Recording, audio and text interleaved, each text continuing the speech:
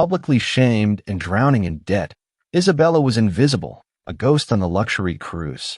Until a chance discovery led the enigmatic Mr. Volkov straight to her. He wasn't just a billionaire. He was the ruthless mafia boss who'd burned the world for what he claimed. Now she's safe, cherished, but truly free.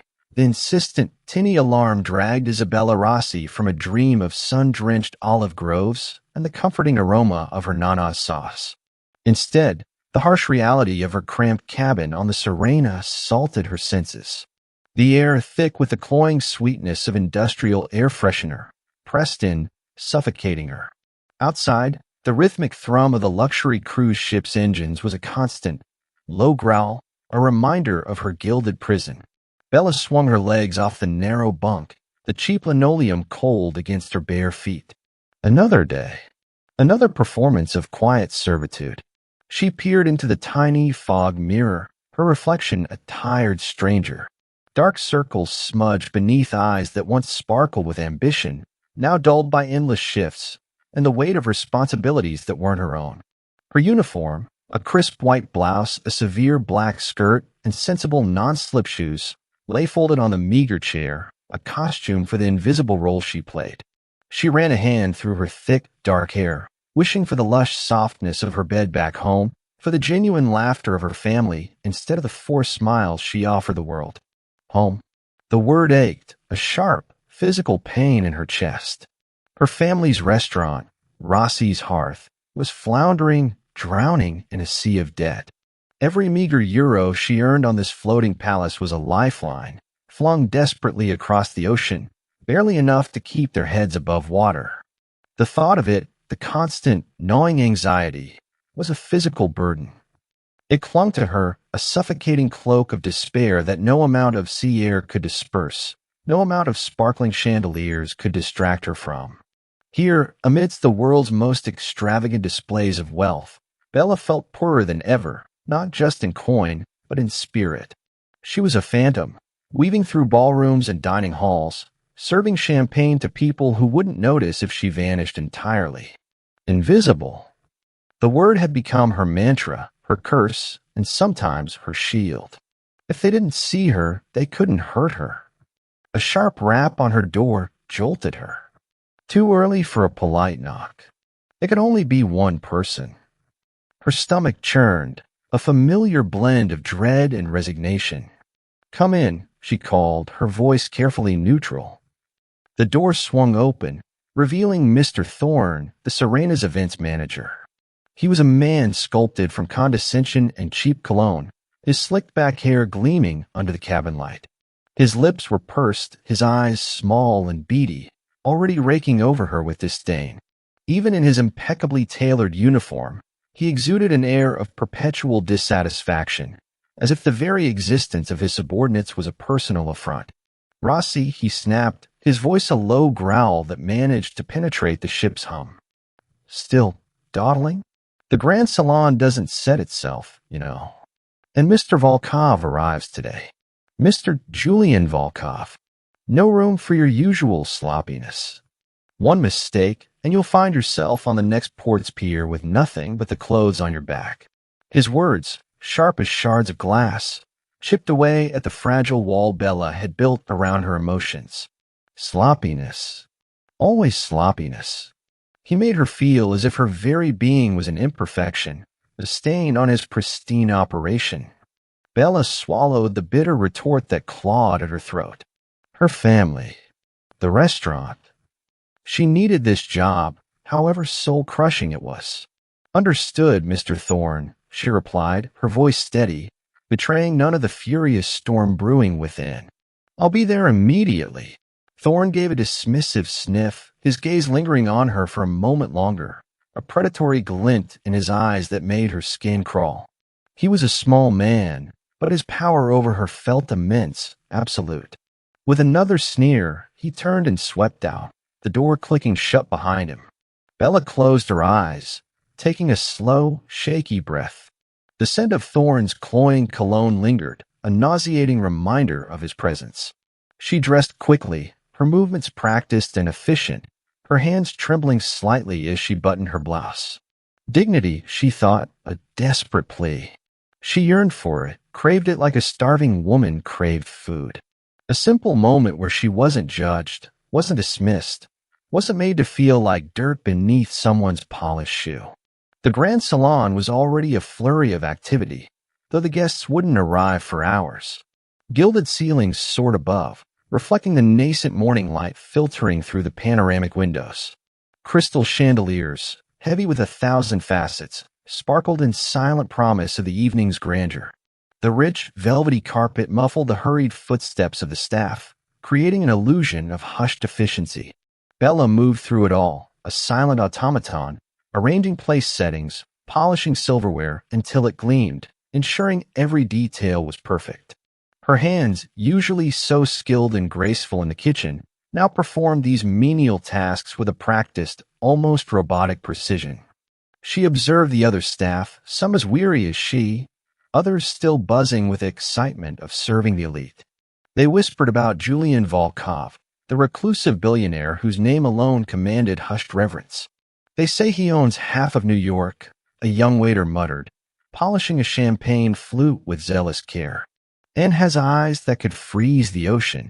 Bella merely listened, her internal world a million miles away from their gossiping. She had no time for such fantasies.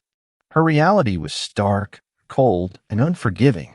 As the morning progressed, the hum of the sirena intensified, a rising tide of anticipation. The air began to fill with the heady scent of exotic flowers being arranged, mingling with the subtle aroma of expensive cleaning products. Bella worked relentlessly, her muscles aching, but her mind a whirlwind of numbers: the restaurant's mortgage, the supplier bills, her younger sister's tuition. The responsibility was a lead weight in her gut, a constant companion that never left her. She found herself in the main ballroom, where Volkov's exclusive auction was to take place later that evening. It was a space designed for opulence, for power, for secrets. The air was thick with the scent of polished wood and newly cleaned carpets. As she meticulously adjusted a priceless sapphire centerpiece on a grand marble pedestal, her fingers, calloused from years of unnoticed labor, brushed against something foreign, cold, metallic, concealed beneath a decorative silver leaf. Her heart gave a sickening lurch. It felt wrong, too deliberate, too hidden. A spark of unease, a premonition she couldn't explain, flickered in her gut. She leaned closer, her breath catching in her throat, a sudden, inexplicable dread washing over her. What was this? And what did it mean for her, the invisible girl in the gilded cage? The cold metallic edge bit into Isabella's finger as she tried to dislodge the tiny, almost invisible disc. It was intricately woven into the ornate silver filigree of the sapphire centerpiece, a masterpiece of concealment. Her heart hammered against her ribs, a frantic bird trapped within its cage. What was this? It pulsed faintly, a minuscule, barely perceptible tremor beneath her touch. Not just decoration. Never just decoration. On the Sirena, nothing was ever just what it seemed, especially in the exclusive world of Julian Volkov. A knot of ice formed in her stomach. This wasn't some harmless trinket. Her mind, usually preoccupied with the logistics of seating charts and floral arrangements, raced. She'd seen enough spy thrillers, heard enough whispers amongst the crew about certain high-profile guests to piece it together. This was a listening device, a bug, and it was planted in Julian Volkov's private auction. The implications hit her like a rogue wave: espionage, betrayal, danger on a scale she couldn't possibly fathom. Panic, cold and sharp, coiled in her gut. She had to get rid of it. But how? Her hands, usually so steady, now trembled violently. If anyone saw her, if he saw her, the very thought sent a shiver down her spine. Julian Volkov. The name itself felt dangerous, a low hum of power and ruthlessness that permeated the very air around him. She wasn't supposed to see things like this. She was supposed to be invisible, a part of the ship's decor, a background hum of efficiency. Her invisibility had always been her armor, her defense against the harsh realities of her life. Now it felt shattered, exposing her to something far more menacing than Mr. Thorne's verbal lashings. With another surge of desperate urgency, Bella tugged harder at the device. It resisted, stubbornly clinging to its intricate hiding place. A faint, high-pitched feedback, like a barely audible whine, cut through the hushed silence of the ballroom. It was brief, almost imperceptible, lost quickly in the distant clatter from the kitchens below. But it was there. She had heard it. And instinctively, she knew someone else might have too. Breath hitched in her throat. Her blood ran cold. She froze, fingers still poised over the offending object, her wide eyes darting around the expansive, opulent room. Empty. Or so she thought. The heavy velvet curtains at the far end, separating the main ballroom from a discreet private lounge, seemed to ripple almost imperceptibly. Trick of the light. Draft. Or was it? A sudden, unexpected stillness descended, deeper than the mere absence of sound. The very air around her seemed to thicken, to hum with an unseen presence. It was a primal sensation, the chilling awareness of being watched, of being hunted. Her heart pounded, a frantic drum against her ribs, echoing deafeningly in her ears. Then a voice, low, smooth, yet laced with an undeniable edge of steel. It seemed to materialize from the very shadows behind her, a whisper that somehow filled the vast space. Found something interesting, Miss Rossi? Bella gasped a small, choked sound. She spun around, her heart vaulting into her throat. He was there. Julian Volkov. He hadn't made a sound, no footsteps, no rustle of expensive fabric. He simply was. Standing less than 5 feet from her, a dark, imposing silhouette against the soft, diffused light of the morning. His immaculate suit, dark as midnight, seemed to absorb the light around him. He was taller than she remembered, broader across the shoulders, a formidable presence that commanded every molecule of air in the room. His eyes, the color of cold, polished obsidian, were fixed on her, unwavering, dissecting. They held no warmth, no curiosity, only an unnerving, predatory intensity that pinned her in place. Her carefully constructed invisibility crumbled to dust under that gaze. He saw her, truly saw her. Not as a blur of a uniform, not as a faceless cog in the ship's machinery, but her. And in that terrifying clarity, her vulnerability was laid bare. Mr. Volkov, she stammered, her voice a reedy whisper, barely recognizable as her own. She tried to step back, but her legs felt like lead. Her hand instinctively flew from the centerpiece, as if the device itself had burned her. I was checking the display, sir. For the auction, the lie felt pathetic, transparent, dissolving even as it left her lips. A faint, almost imperceptible curve touched the corner of his mouth, a gesture that was more threat than smile. Indeed, he drawled, his gaze dropping to the sapphire centerpiece, then back to her wide, terrified eyes. And what did you find during your check, Miss Rossi? Something unexpected, perhaps. The sarcasm, subtle but potent, sliced through her. He knew. He had seen. Or worse, he had heard her clumsy attempt to remove the bug. The realization was a tidal wave of terror. She was caught. Implicated. A pawn in a game she didn't understand, controlled by players whose rules were deadly. I didn't. I'm not sure what you mean, sir, she managed, her hands clenching at her sides, nails digging into her palms.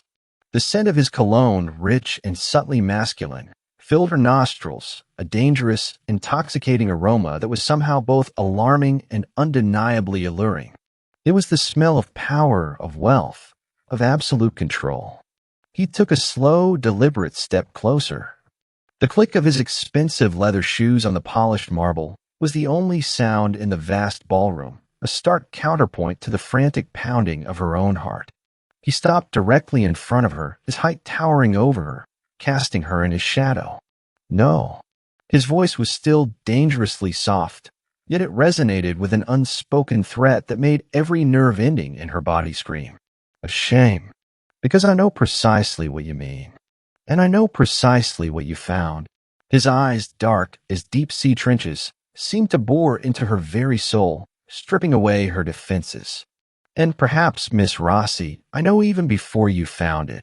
The implication hung heavy in the air, a chilling web tightening around her. He wasn't just observing, he was orchestrating. He was aware, always aware. Her mind flashed to the faintest feedback, the ripple in the curtain. He had been there, watching her, waiting. A tremor ran through her, not entirely of fear. There was a strange, almost dizzying allure to his unwavering intensity, to the raw power he exuded. It was terrifying, yes, but also a captivating. He was a force of nature, dangerous and unyielding, and for the first time in years, Bella felt something stir within her that wasn't despair or shame. A spark of something else, something forbidden, something that whispered of being seen, truly seen, by a man who saw everything. "Ah, I don't understand," she whispered, though a part of her did, terrifyingly. Julian's gaze dropped to her trembling hands, then lifted back to her eyes. "Oh, I believe you do." He paused, letting the silence stretch, heavy and pregnant with unspoken menace. "Let's just say, Miss Rossi, that I have a particular interest in what happens on my ship, and a very keen eye for anything or anyone out of place." His eyes lingered on her, a possessive gleam entering their depths. "You are no longer out of place, Isabella." The use of her first name, spoken in that low, resonant tone, was like a jolt. It was intimate, a claim, a terrifying promise. Her world, which had always been about blending in, suddenly fractured. She was seen, exposed, and now marked. A new kind of fear, mingled with an unwelcome, grudging fascination, took root deep within her. The invisible girl was invisible no more. And the man who had seen her was a predator, a powerful enigma who had just revealed that her safety, her very existence on this ship, was now inextricably linked to his dangerous will. The silent scream that had echoed in her soul for so long suddenly found its voice, trapped, terrified, but undeniably alive. What did he want from her? And how deeply would she be pulled into his ruthless world? The silence that followed Julian Volkov's pronouncement, "You are no longer out of place, Isabella," was deafening, more terrifying than any shouted threat. It stretched, heavy and suffocating, between them in the opulent ballroom, punctuated only by the distant rhythmic thrum of the ship's mighty engines. Bella stood frozen, every nerve ending screaming, her breath caught in her throat. His words, especially the intimate use of her first name, had not been a question, but a declaration. Claim. Her mind reeled. No longer out of place. What did that even mean?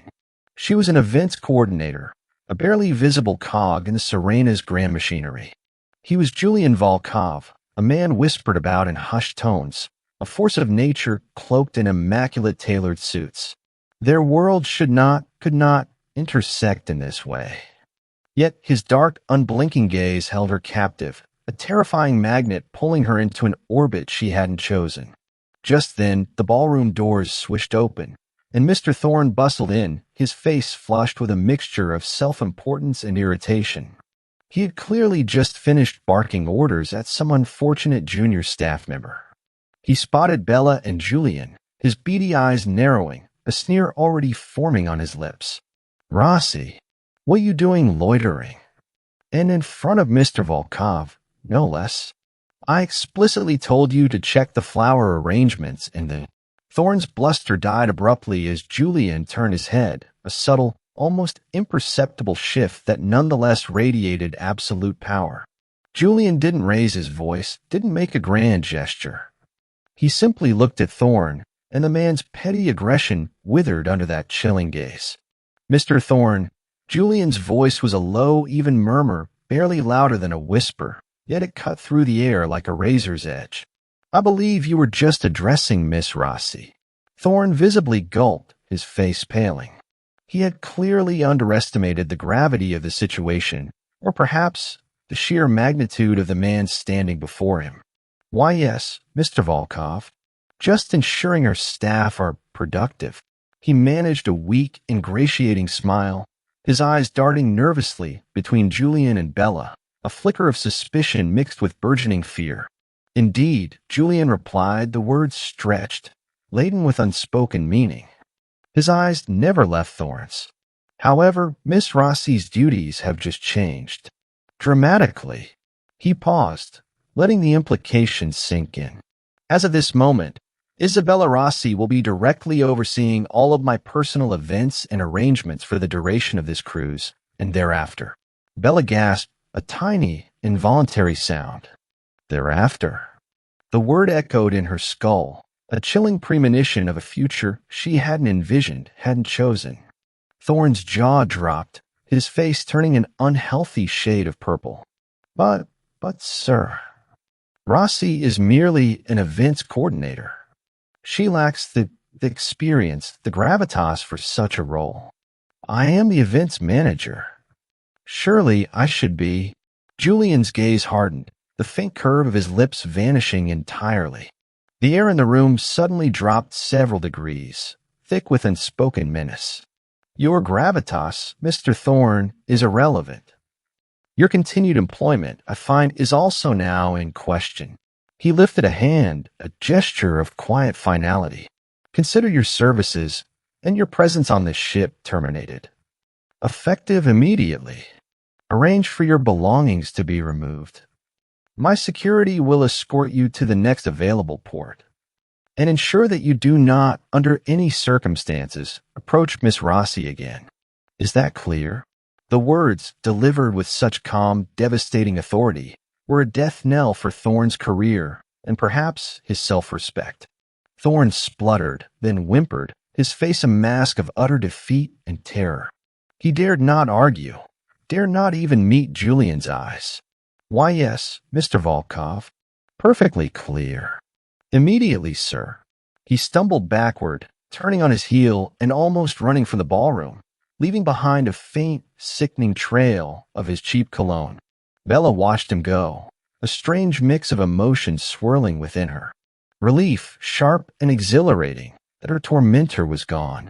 But beneath it, a profound dread. Thorne's humiliation was a terrifying display of Julian's power, a stark warning.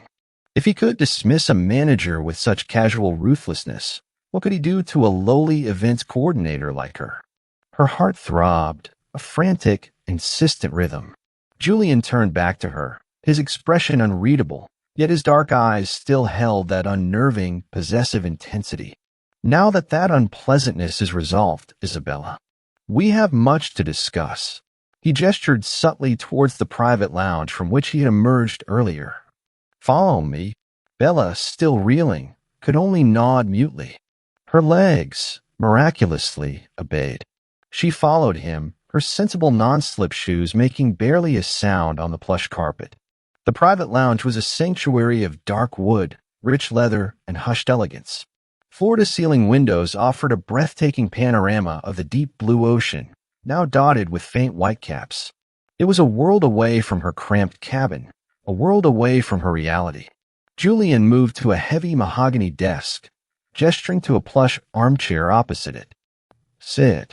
Bella complied, sinking into the surprisingly soft leather. The scent of aged wood and expensive cigars mingled subtly in the air, a sophisticated, dangerous aroma. She clasped her hands tightly in her lap, her palms damp.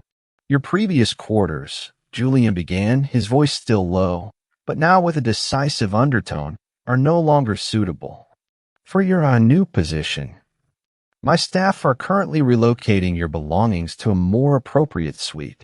Adjacent to mine, of course. He observed her reaction, a faint flicker of something unreadable in his eyes. Adjacent to mine. The words landed like lead weights. A golden cage. That's what this was. A terrifying, beautiful prison. On one hand, the thought of escaping Thorne's tyranny, of a life free from the constant anxiety of debt, was a siren song. On the other, it was a terrifying surrender of her autonomy, her very self. She was no longer just an employee. She was an acquisition, claimed by a man whose power knew no bounds. Mr. Volkov, she began, her voice still shaky. Ah, I appreciate your generosity, but I assure you, my old cabin was perfectly sufficient, and I don't understand this new position. I'm an events coordinator. I don't. He cut her off, not with words, but with a slight tilt of his head, a gesture that conveyed absolute, unquestionable authority. You are now my events coordinator, Isabella. You will manage my schedule, my appearances, my guests. You will anticipate my needs. You will be privy to certain information that others might find valuable. His gaze bore into her. This new arrangement ensures your security and my convenience. He leaned back in his chair, his dark eyes never leaving hers. There will be rules, simple ones. You will answer directly to me.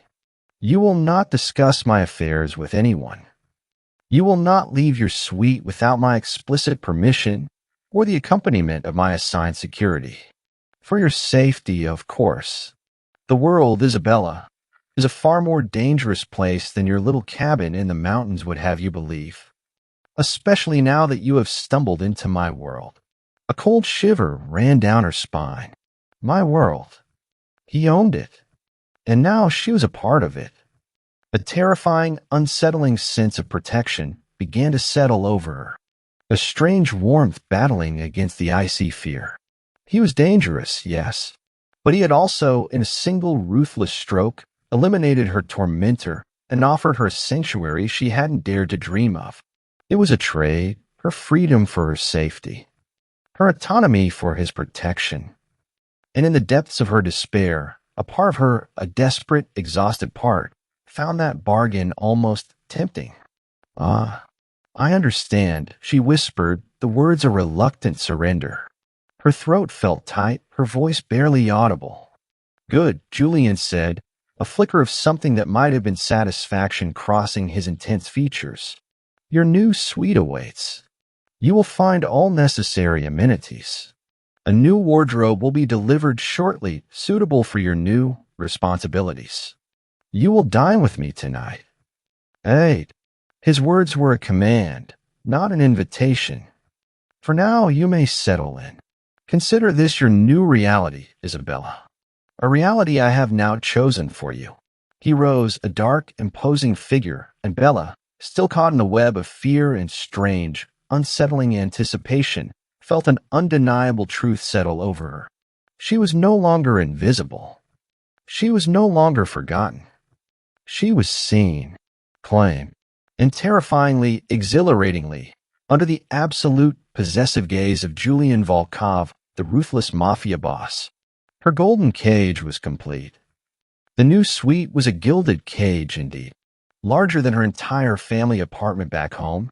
It boasted panoramic ocean views from floor-to-ceiling windows, a king-sized bed swallowed by layers of silk and velvet, and a marble bathroom so vast it could host a small reception.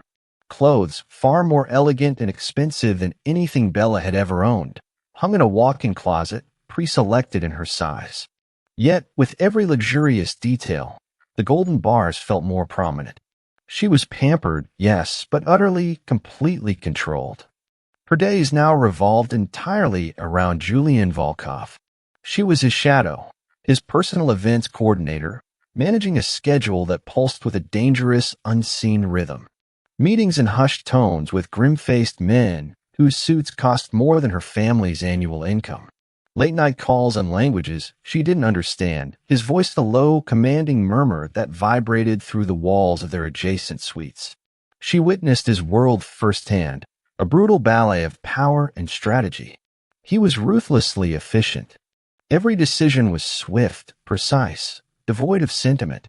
During a tense video conference with a man Julian introduced only as Ricci, Bella watched him dissect a complex business deal with surgical precision, his cold logic leaving no room for error. She saw the fear in Ricci's eyes, even through the screen, as Julian's voice, calm as a placid lake, delivered an ultimatum. A shiver traced its way down Bella's spine. This was the man who had eliminated Thorne with a mere flick of his wrist. This was the man who held absolute power. It was terrifying, and a small traitorous part of her found it undeniably compelling. One afternoon, while organizing files in Julian's private study, she accidentally knocked over a heavy, ornate inkwell. The dark liquid splattered across a pristine, antique map spread across his mahogany desk, a map of shipping routes. Bella's breath hitched. Her heart hammered. She envisioned Thorne's fury, magnified 100-fold. She braced herself for the inevitable, devastating reprimand. Julian, who had been engrossed in a call, merely glanced up. His dark eyes, usually so sharp, softened fractionally as he saw her trembling hands, her wide, panicked expression. He ended his call abruptly, his gaze still on her. Instead of anger, a strange, quiet consideration settled on his face. He walked to a discreet panel in the wall, revealing a hidden compartment filled with cleaning supplies. He pulled out a specialized cloth and a small bottle, handing them to her. "For ink," he said, his voice softer than she had ever heard it. "It won't stain if treated immediately." He watched her carefully clean the map, then smoothly resumed his work, as if nothing untoward had happened. The dismissal of her mistake, the unexpected helpfulness, left her reeling. It was a tiny crack in his icy facade, a brief, tantalizing glimpse of something human. The whispers, however, followed her. Thorne's sudden dismissal had ignited a wildfire of rumors amongst the crew. The events coordinator fired just like that, and Rossi takes over? Something's not right. Bella felt their scrutinizing glances, heard the hushed conversation stop abruptly when she approached. They saw her as Julian's new plaything, a pawn in his dark game. The invisibility she once clung to was gone, replaced by a glaring, uncomfortable spotlight. One evening, as she walked through a deserted corridor after a late meeting with Julian, a junior steward, a young man who had been Thorne's most ardent sycophant, deliberately bumped into her, spilling a tray of empty champagne flutes. The glasses shattered, a sharp, violent crash. "Oh, my apologies, Miss Rossi," he sneered, the title dripping with contempt. "Careful where you walk. Some of us still have work to do, unlike those who sleep their way to the top." Bella's face burned. Humiliation, a familiar, bitter taste, flooded her mouth.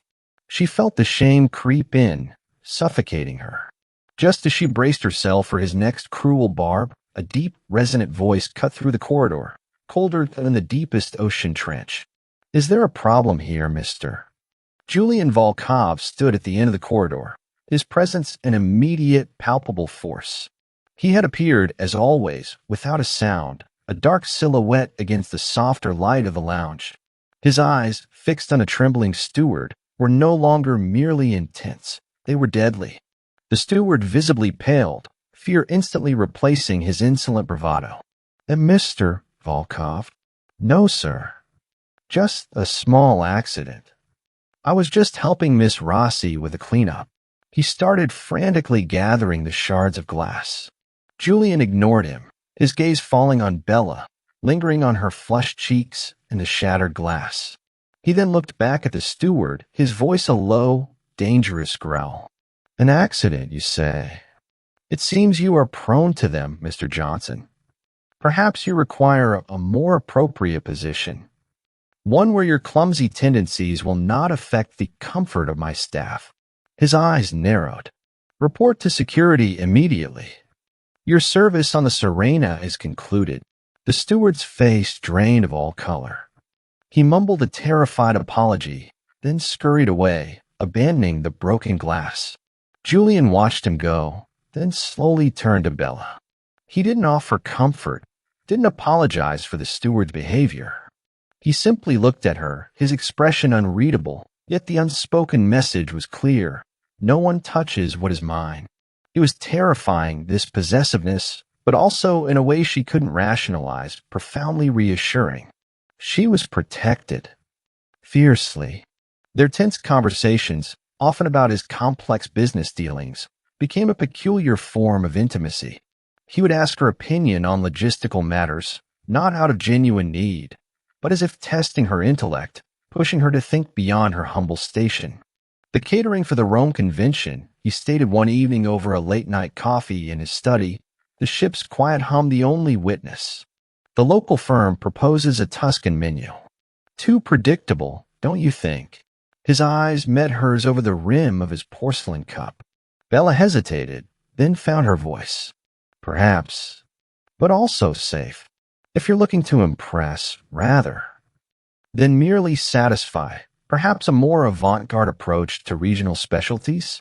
Elevated, not merely traditional. A flicker of something akin to approval crossed his face. Elevated. I like that. He gave a subtle nod. Make a note. Research avant-garde Tuscan specialists. In these moments, she felt a strange shift. He wasn't just observing her. He was engaging her, challenging her. And in his powerful, dangerous presence, Bella found herself blossoming, her thoughts and opinions, long suppressed, finally given air. Stolen glances became a language between them. His dark eyes would catch hers across a crowded room, holding hers for a fraction of a second longer than necessary, a silent acknowledgement of their peculiar, dangerous bond. The air between them, always taut with unspoken tension, began to crackle with an undeniable, simmering attraction.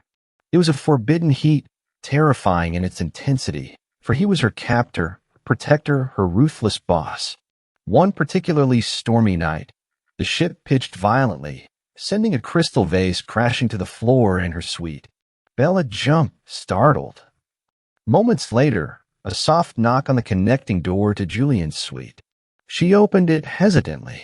He stood there, impeccable even in the face of the raging storm, a silent sentinel. "Are you all right, Isabella?" he asked, his voice low, his dark eyes scanning her face for any sign of distress. For a fleeting moment, she saw not the formidable mafia boss, but a flicker of genuine concern, a hidden depth of human emotion that stirred a dangerous hope within her. This man, who commanded armies of unseen men and vast empires, had come to check on her. She was undeniably afraid of him, of the power he wielded, of the ruthless world he inhabited. Yet the constant, unwavering protection he offered, the subtle gestures of consideration that broke through his cold exterior, chipped away at her fear, replacing it with a bewildering cocktail of gratitude, fascination, and an undeniable forbidden yearning. She was in a golden cage, yes, but the bars were slowly starting to feel less like a prison and more like an embrace. The whispers in the deep were no longer just the hum of the ship, but the silent, dangerous confessions of a heart slowly awakening. The ship was abuzz, but a different kind of energy now pulsed beneath its opulent surface. Not the vibrant hum of leisure, but an underlying current of tension, sharp and unsettling. Bella felt it, a prickling sensation on her skin, a tightening in her chest that had nothing to do with Mr. Thorne's daily harassment, and everything to do with Julian Volkov's shadowy world. The serene facade of the Serena was beginning to crack, revealing glimpses of the brutal realities that Julian navigated. The first incident was subtle, insidious. During a presentation for a group of influential investors, Julian was wooing the sophisticated AV system, which Bella had meticulously triple-checked, inexplicably short-circuited. Screens flickered to black, microphones emitted a jarring screech, then fell silent. The room plunged into a momentary awkward darkness before emergency lights hummed to life.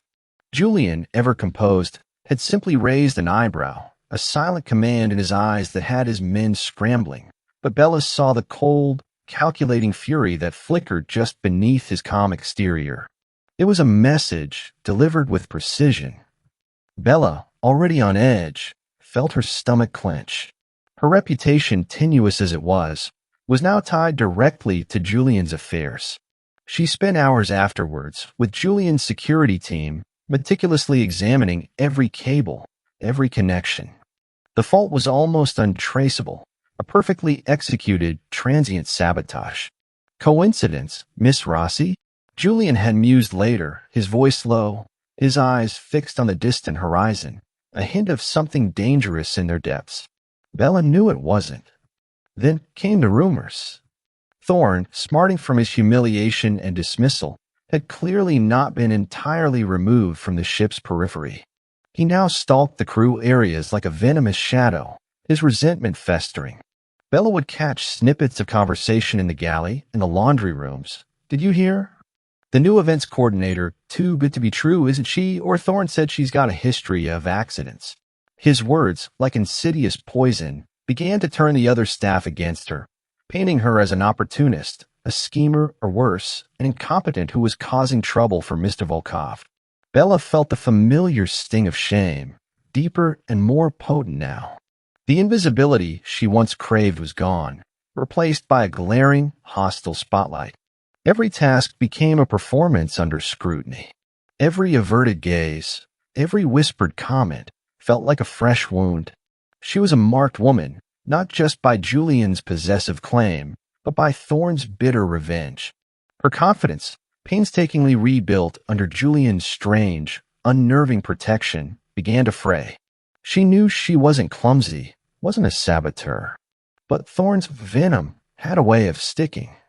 One afternoon, as Bella supervised the setup for a private dinner in Julian's penthouse suite on the ship, a complex arrangement of imported orchids and bespoke tableware, Mr. Thorne appeared, seemingly out of nowhere. He stood framed in the doorway, a smug, hateful glint in his small eyes. "Rossi," he drawled, his voice loud enough to carry to the attentive staff. "I hear you're having some trouble with management lately. Things breaking down. Power outages, perhaps." He gave a theatrical sigh. "Such a pity. One would almost think someone deliberately trying to undermine Mr. Volkov." His gaze, cold and accusatory, fixed on Bella. "Unless, of course, the incompetence comes from within. A wolf in sheep's clothing, isn't that right, girl?" Bella's face flushed crimson. Her hands, arranging delicate crystal glasses, froze. The other staff, already suspicious, now exchanged knowing glances. The accusation hung heavy in the air, palpable and suffocating. She opened her mouth to protest, to defend herself, but no words came. The shame was too overwhelming, too familiar. It was the same helplessness she felt back home, when the bank threatened foreclosure, when she couldn't make ends meet. "Mr. Thorne." The single, calm words sliced through the tension like a guillotine. Julian Volkov stood behind Thorne, having approached with his usual unnerving silence. His voice was a low rumble, devoid of inflection, yet it vibrated with an unspoken, chilling promise of violence. Thorne, caught mid-sneer, stiffened, his body rigid with sudden terror. Julian didn't touch him. He didn't raise his voice. He simply leaned in slightly, his dark eyes locking onto Thorne's, a predatory gleam in their depths that Bella had only glimpsed before. The air crackled with a silent, absolute threat. "I believe I made myself abundantly clear, Mr. Thorne." Julian's voice was barely a whisper, yet it resonated with an authority that left no room for doubt or defiance. "My staff, my operations, and most importantly, my people are not to be disturbed by your unsatisfactory presence." His eyes flickered to Bella for a split second, a possessive flash that was both terrifying and strangely reassuring. Then his gaze hardened on Thorne once more. "You misunderstand the nature of your dismissal. It was not merely from a position. It was from a proximity to anything or anyone. I deem mine." Thorne trembled, his face a ghastly shade of white. The arrogance drained from him, replaced by raw, unadulterated fear. He dared not speak, dared not even look away. He was trapped, utterly exposed. Julian continued, his voice still quiet, almost conversational, yet each word was a precisely aimed dagger. "Consider this a final warning, Mr. Thorne.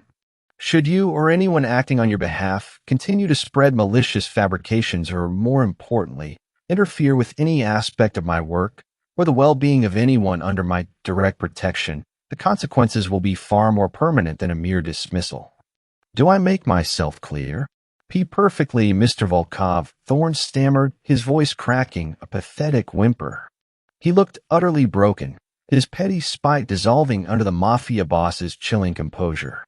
Julian gave a slow, deliberate nod. "Good. Then I trust one will not see you again. Anywhere on this ship. Or anywhere for that matter." He stepped back, a subtle movement that nonetheless felt like a withdrawal of a lethal force.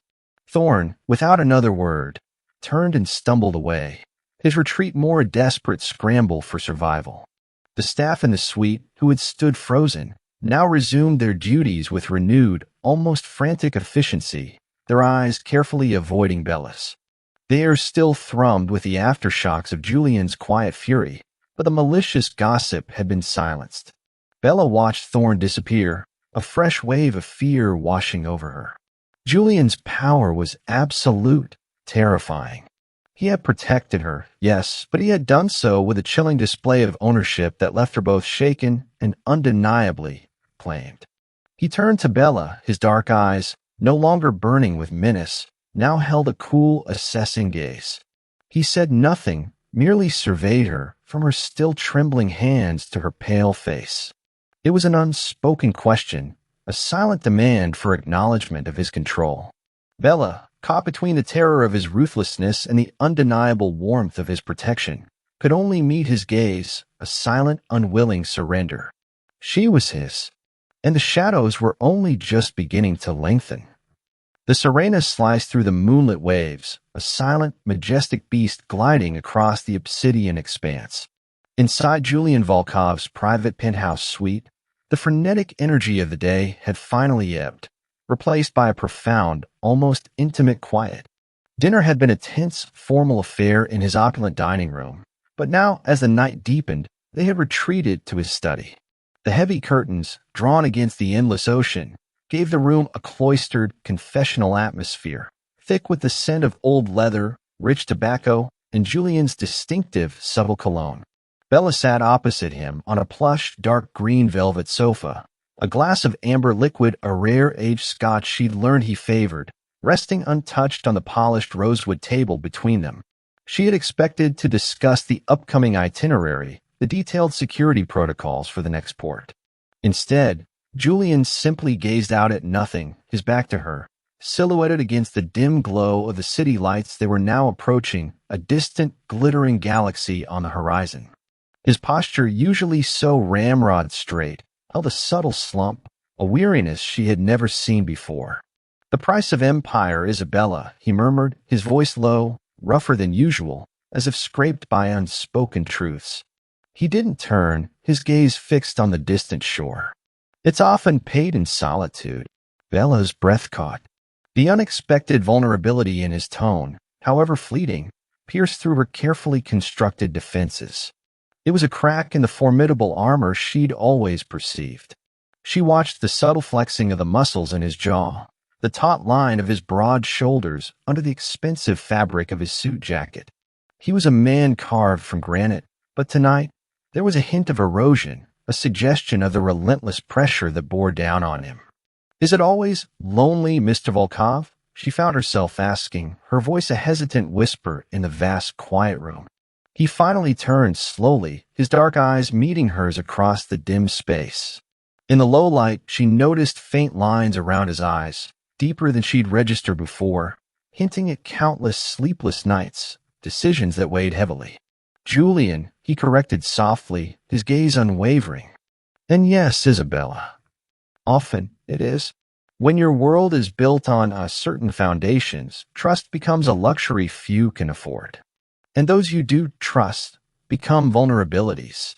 He took a slow sip of his scotch, the ice clinking softly in a heavy glass, the sound amplified in the silence.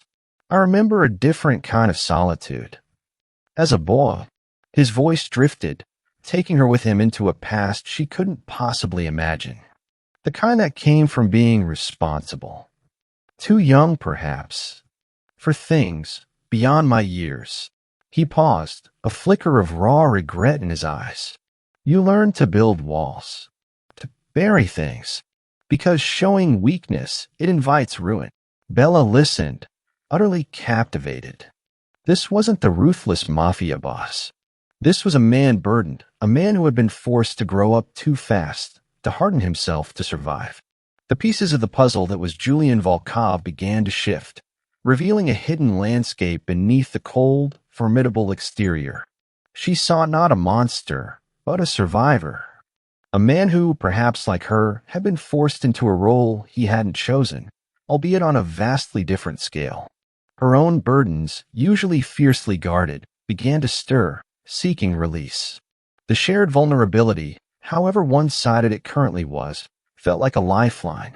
"I understand what you mean," she confessed, her voice barely above a whisper, the words tumbling out before she could stop them. "About building walls. About burying things."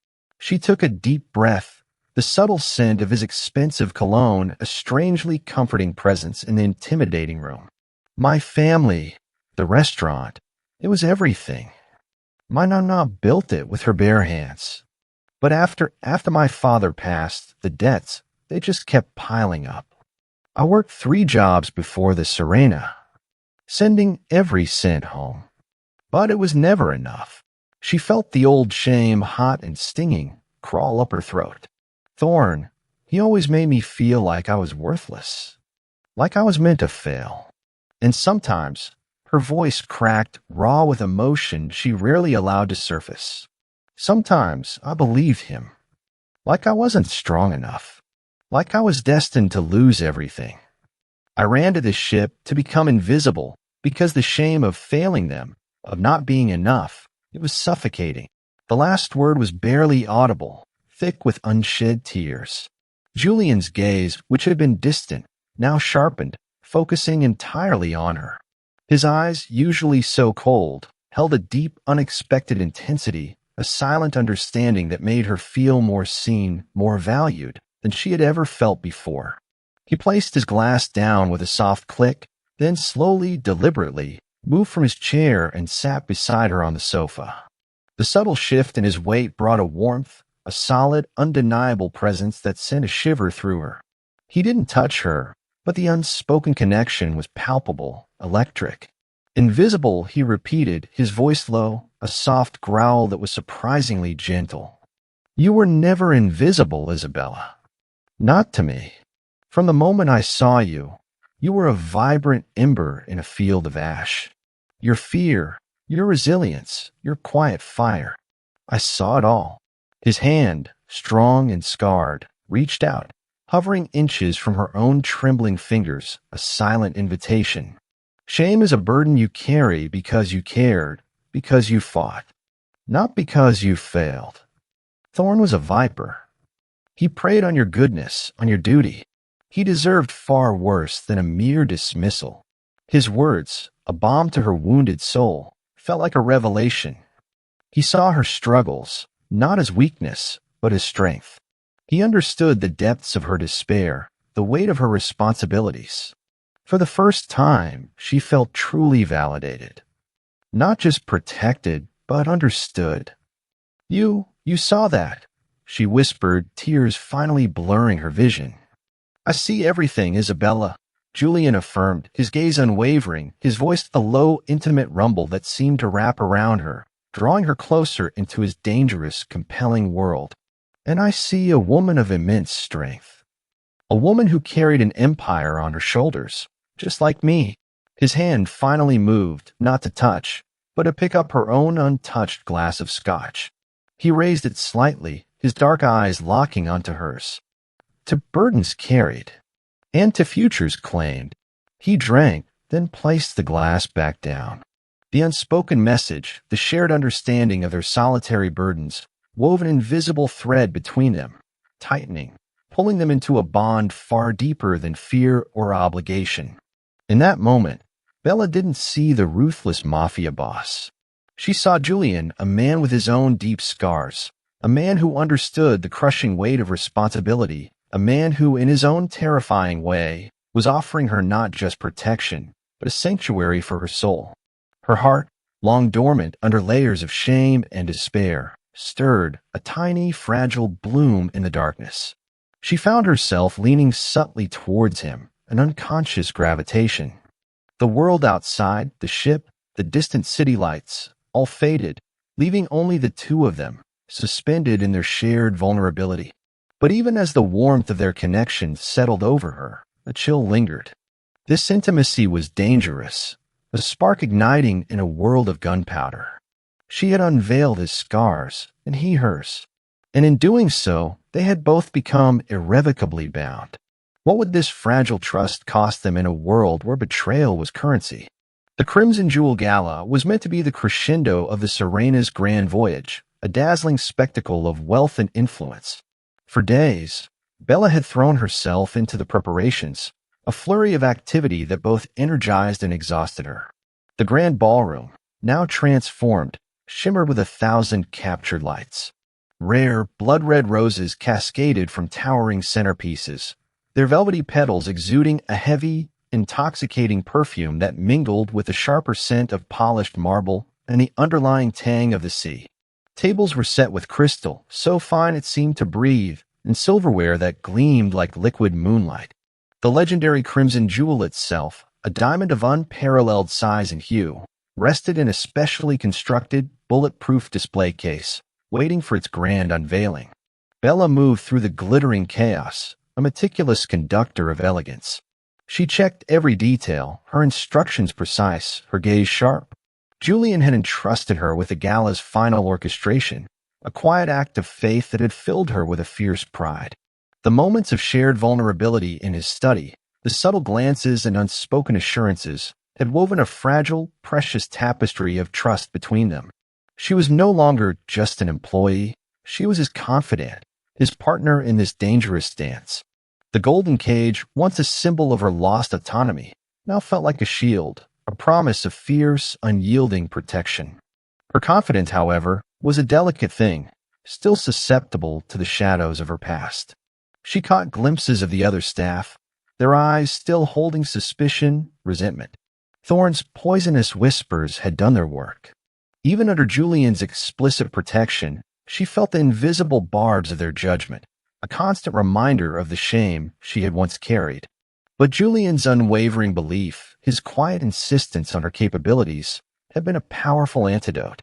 As the first guests began to arrive, a wave of opulent humanity sweeping into the ballroom, Bella felt a surge of nervous excitement. She watched Julian Volkov make his entrance, a dark, commanding figure in a perfectly tailored tuxedo, his presence immediately dominating the room. He moved with the effortless grace of a predator, his dark eyes sweeping over the crowd, missing nothing. For a fleeting second, his gaze met hers across the vast expanse, a silent acknowledgement, a spark that ignited a deep, unsettling warmth in her chest. Then the first tremor, not of the ship, but of the finely calibrated order Bella had created. A piercing fire alarm shrieked, its deafening cry cutting through the elegant murmur of conversation. Panic, a raw, visceral wave, rippled through the guests. Julian's security team immediately sprang into action, their movements swift and practiced, their attention diverted to the false alarm, trying to guide bewildered guests towards emergency exits. The ballroom instantly devolved into a chaotic crush of designer gowns and terrified shouts. Bella's heart leaped into her throat. Diversion. She knew it instantly. This was too sudden, too perfectly timed.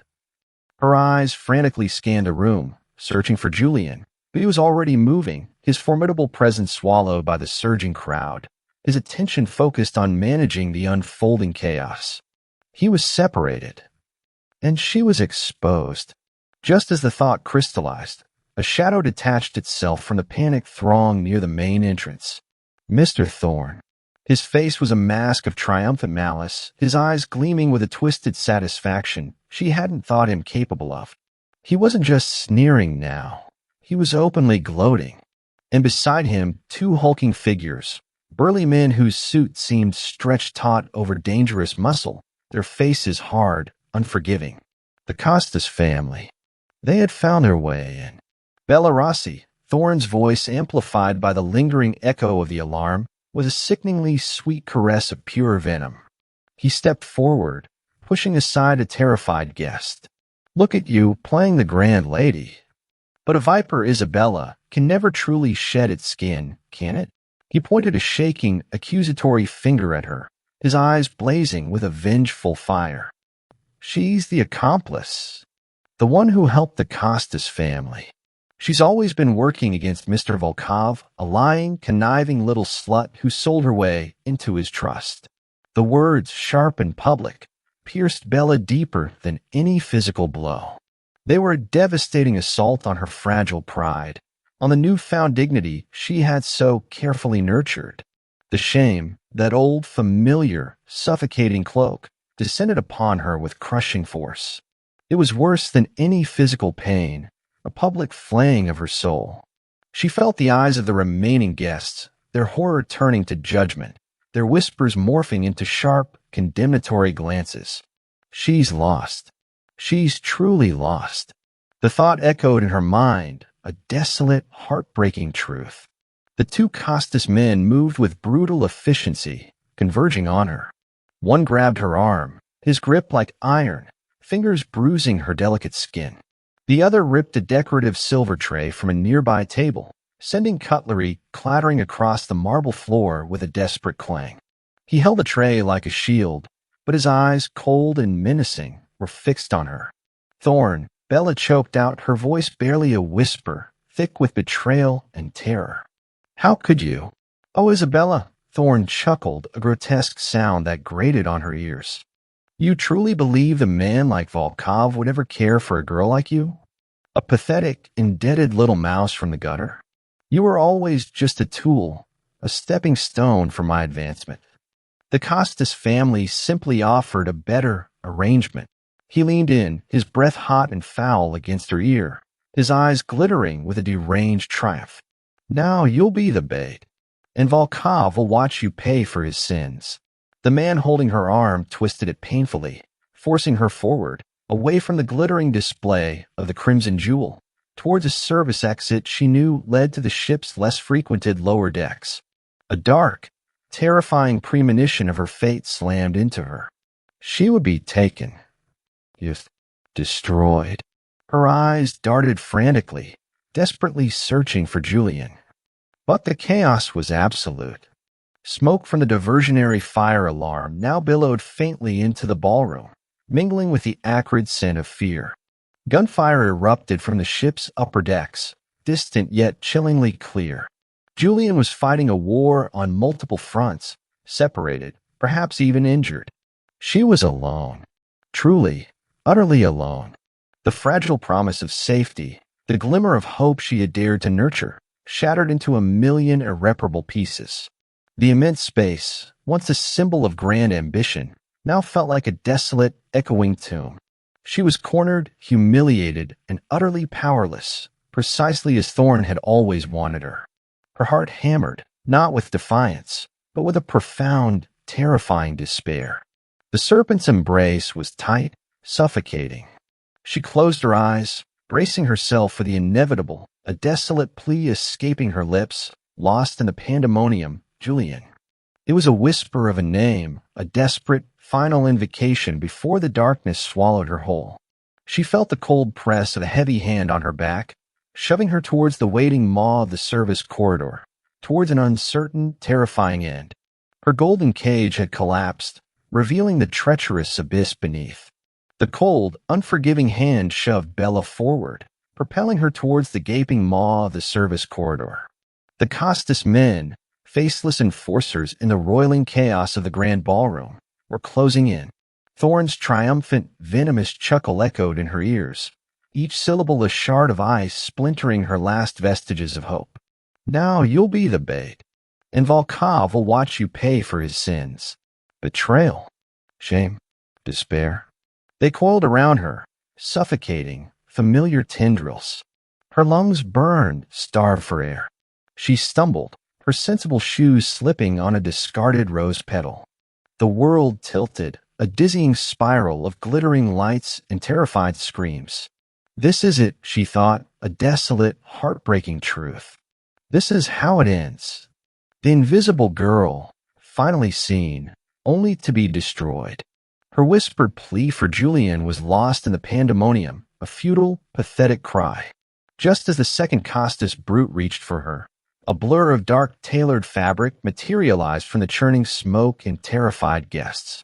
It wasn't a human movement. It was a force of nature, a sudden, lethal tempest.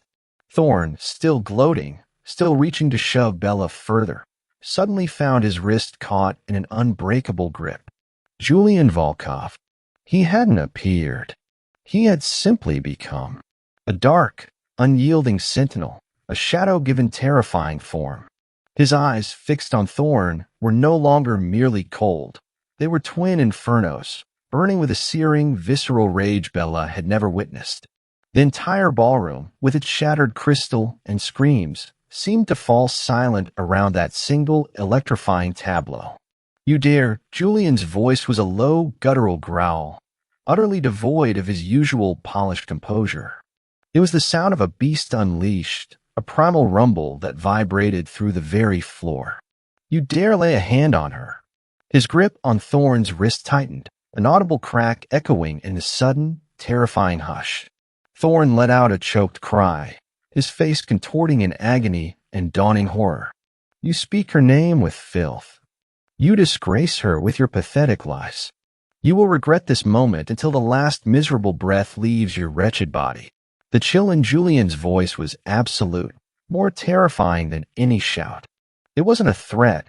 It was a promise, delivered with the chilling finality of an executioner. Thorn, his face a mask of abject terror, tried to pull away, but Julian's hold was unyielding. With a single, brutal twist, Julian snapped Thorn's wrist, a sickening crunch that made Bella's stomach churn. Thorn screamed, a raw, animal sound, dropping to his knees, clutching his broken limb. Julian didn't spare him another glance. His attention, his entire being, was already focused elsewhere, on the Costas men who had dared to touch Bella. The two brutes who had seized her froze, their initial arrogance replaced by a flicker of uncertainty as they witnessed Thorn's swift, brutal demise. But hesitation was a luxury Julian Volkov did not afford his enemies. He moved with a devastating grace that belied his formidable build, a blur of controlled violence.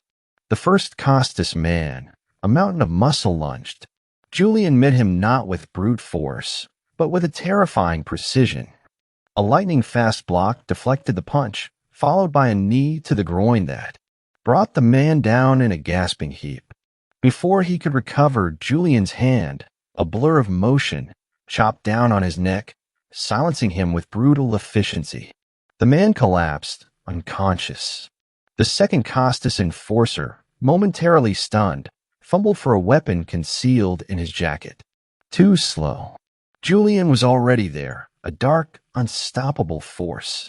He kicked out a sharp, powerful blow to the man's knee that buckled him. As the man cried out, Julian seized his head, slamming it against a nearby marble column with a sickening thud. Blood blossomed against the pristine white. The man slumped lifeless. Bella watched, paralyzed by a cocktail of visceral horror and intoxicating, exhilarating. This was the Julian Volkov whispered about in shadows, the man who commanded an empire through fear and unyielding force. The brutal efficiency, the cold, dispassionate violence, it was terrifying. But it was for her. Every strike, every calculated move was a shield, a promise of protection. Her fear for herself began to morph into something else, a deep, unsettling tremor that was part awe, part a terrifying, primal thrill. The monster she feared was also the protector she craved. More Costas men, lured by the ongoing alarm and distant gunfire, began to appear from the various entrances. 3, 4, 5. They were armed, their faces grim, weapons glinting under the chaotic emergency lights. Julian positioned himself in front of Bella, his broad back a solid, impenetrable wall between her and the encroaching danger. He didn't carry a visible weapon, but his entire body was a weapon, coiled and ready, radiating a lethal intent that was almost palpable. He was a force against which no mere mortal could stand. "She is under my protection," Julian roared, his voice cutting through the remaining din, amplified by the sudden chilling silence that fell over the few remaining guests and Julian's own security detail, who were now moving in. His words weren't a plea or a warning. They were a thunderous, undeniable declaration of ownership, a primal claim echoing through the opulent hall. "Touch her, and you die." The Costas men hesitated, their eyes darting between Julian's formidable, rage-filled stance and their fallen comrades. They had clearly underestimated him. Badly. Julian didn't wait for them. He moved again, a dark whirlwind of controlled fury. He intercepted a knife-wielding assailant with a jarring parry, twisting the blade from his hand before delivering a swift, devastating kick to his solar plexus. The man folded like a broken doll. Another tried to flank him, only to be met with a brutal elbow to the temple, dropping him instantly. Julian fought with a cold, savage grace, a ballet of death and dominance. Each blow was calculated, each movement precise, aimed at incapacitating, at crushing, at sending a definitive message. Bella, pressed against the cool marble of the wall, watched through a haze of shock and adrenaline. She saw not only the ruthless power, but the raw, unadulterated possessiveness that fueled every one of his devastating actions. He wasn't just fighting, he was making a statement. A statement about her. About them. She was his, and he would burn the world to protect what was his.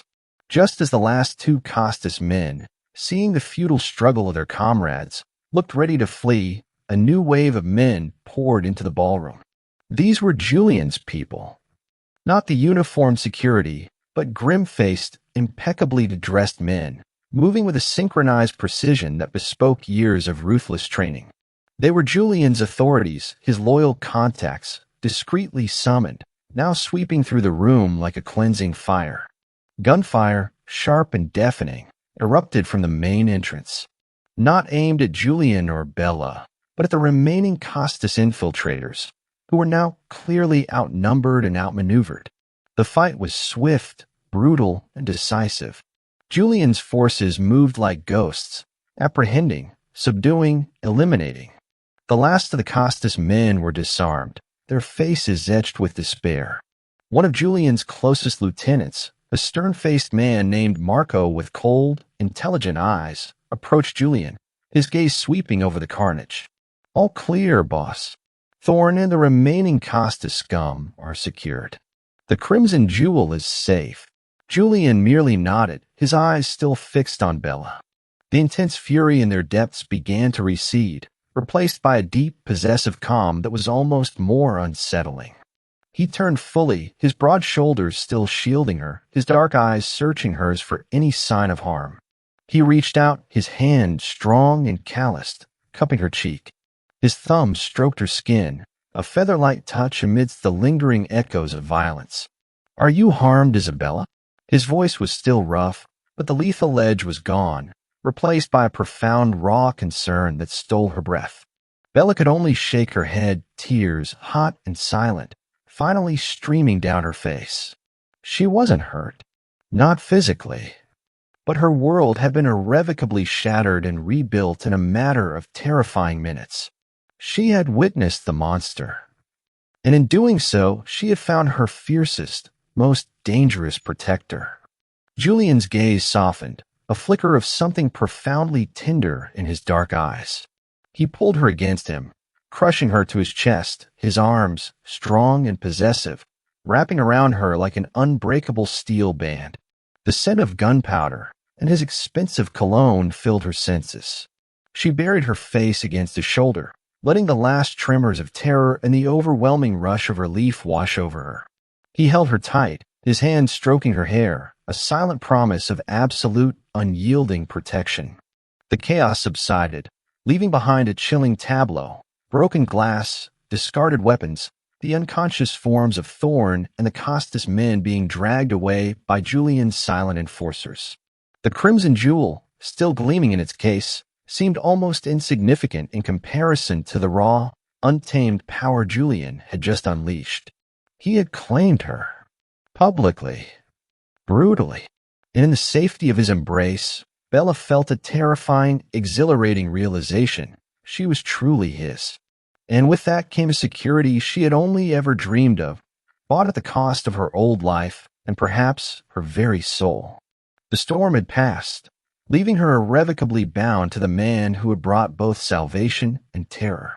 The ship's infirmary, usually reserved for mundane seasickness or minor sprains, felt like an unexpected sanctuary. The soft, sterile scent of antiseptic mingled with the lingering perfume of expensive roses that Julian had personally ensured were placed on her bedside table. Bella lay cocooned in crisp, cool sheets, the relentless thrum of the sirena now a distant, soothing lullaby.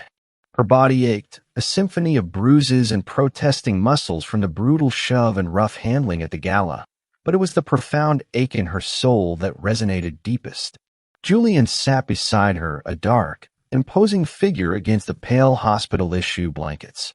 He hadn't left her side since his men had brought her, trembling and silent, from the decimated ballroom. His presence, usually so electrifying with power, was now softened, tempered by a quiet, almost uncharacteristic gentleness. He held her hand, his fingers strong and scarred, curled loosely around hers, a silent anchor in the turbulent aftermath. He didn't speak much, merely observed her, his dark eyes, usually so sharp, now brimming with a profound, raw concern that made her heart ache with a strange mix of fear and an even stranger gratitude. "You're safe now, Isabella," he murmured, his voice a low, rough whisper, devoid of its usual commanding tone. It was a statement, an unyielding promise.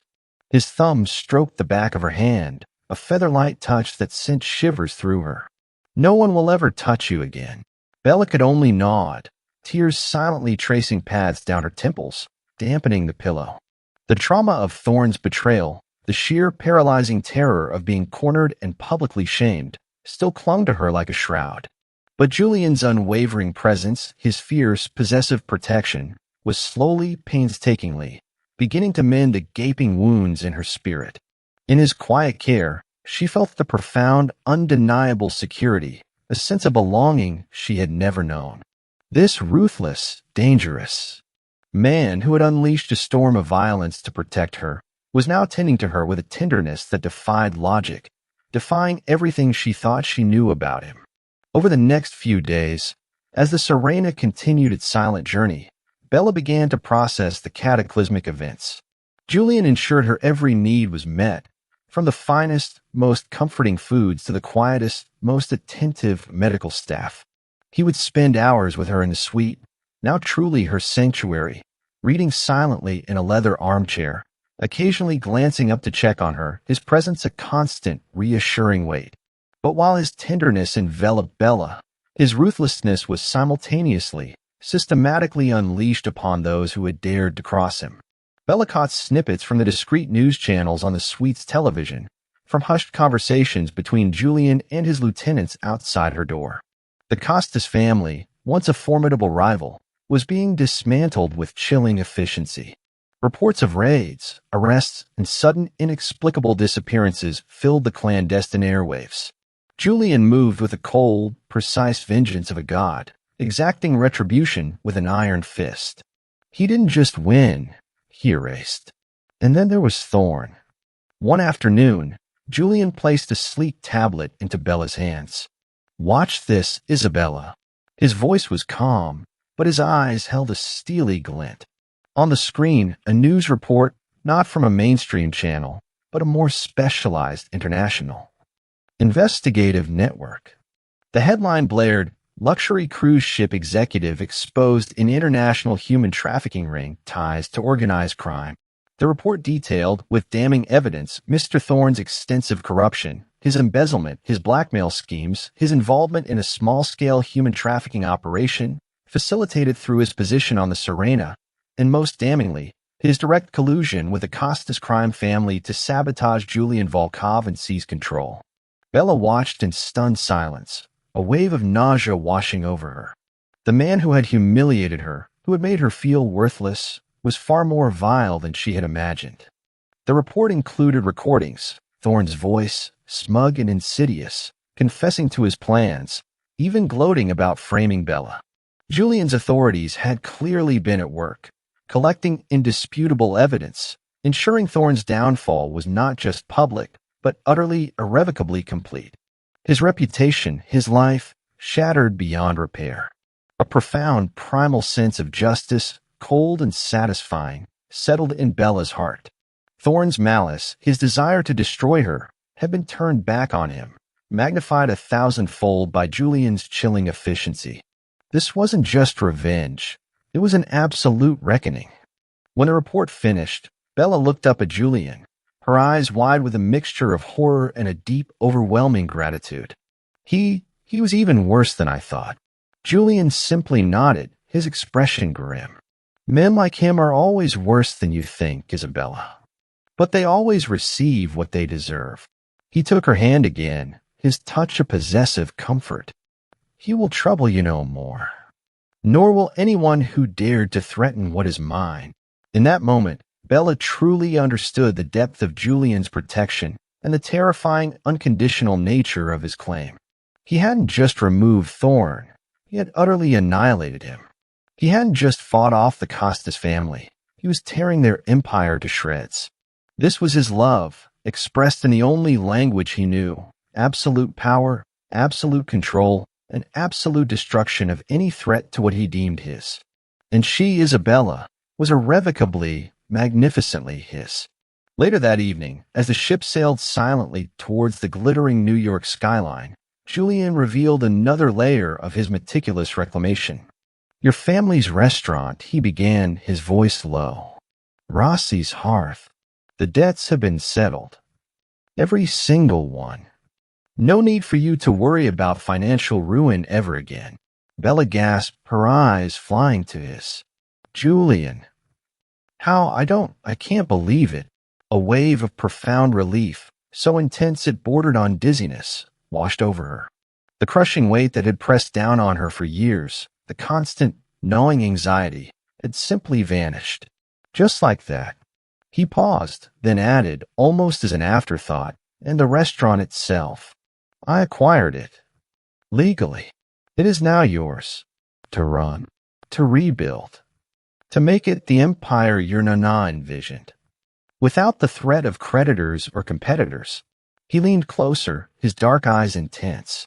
You will have all the resources you need. My resources. No one will ever threaten what is yours, Isabella. Because what is yours is now ours. Her breath hitched. Tears welled in her eyes, not of sorrow, but of an overwhelming, profound gratitude. He had not just saved her. He had rebuilt her world, brick by loving, terrifying brick. He had restored her dignity, cleared her family's name, and given her a future she hadn't dared to dream of. The shame was gone, replaced by a fierce, burgeoning hope. This was a new beginning, forged in the fires of chaos and protected by the unyielding will of a mafia boss. She was safe, truly safe, and irrevocably bound. The ship docked in New York Harbor as dawn broke, painting the iconic skyline in hues of soft pink and gold. It was a new day, a new city, and a terrifyingly new life. Julian stood with her at the panoramic window of his suite, his arm wrapped possessively around her waist. The city, a sprawling monument to power and ambition, seemed to stretch out before them, awaiting his command. And she, Isabella, stood by his side, no longer invisible, no longer broken, but a woman reclaimed, treasured, and fiercely protected. She had accepted his world, his power, his ruthlessness. But the true extent of this terrifying, beautiful new beginning, and what it truly meant to be his, was yet to unfold. The New York skyline glittered, a breathtaking expanse of defiant light piercing the velvet cloak of night. From the floor-to-ceiling windows of Julian Volkov's penthouse, the city pulsed below, a symphony of ambition and power. Isabella stood there, a silken robe draped over her, a glass of chilled champagne in her hand, utterly, irrevocably a part of this world she had never dared to dream of. The Serena now felt like a distant, tumultuous dream, a crucible where her old life had burned away, giving birth to something terrifyingly, exhilaratingly new. Months had passed since the Crimson Jewel Gala, since Julian had unleashed his fury and claimed her as his own. The period of adjustment had been a strange, intoxicating dance. Julian had orchestrated everything with his usual meticulous precision. Her family's restaurant, Rossi's Hearth, was thriving under the watchful, generous eye of a manager Julian had personally vetted. Her family, once burdened by crippling debt, was now flourishing, unknowingly under the benevolent shadow of a mafia boss. Bella had insisted on contributing, pouring her innate talent and passion into curating bespoke culinary events for Julian's most exclusive associates, a role that merged her past skills with her new elevated reality. She was no longer just an events coordinator. She was the silent force behind Julian's public facade, an integral part of his empire.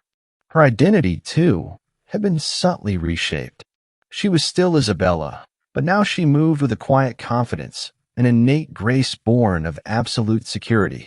The invisibility that once defined her was a faded memory, replaced by a fierce, undeniable presence. She was seen, cherished, worshipped in Julian's own formidable, possessive way. He entered the vast living space, his footsteps silent on the plush carpet. He had just returned from a late-night call, his dark suit impeccable, his presence a magnetic force that always drew her in. The scent of his expensive cologne, a blend of sandalwood and danger, filled her senses, a familiar, comforting anchor.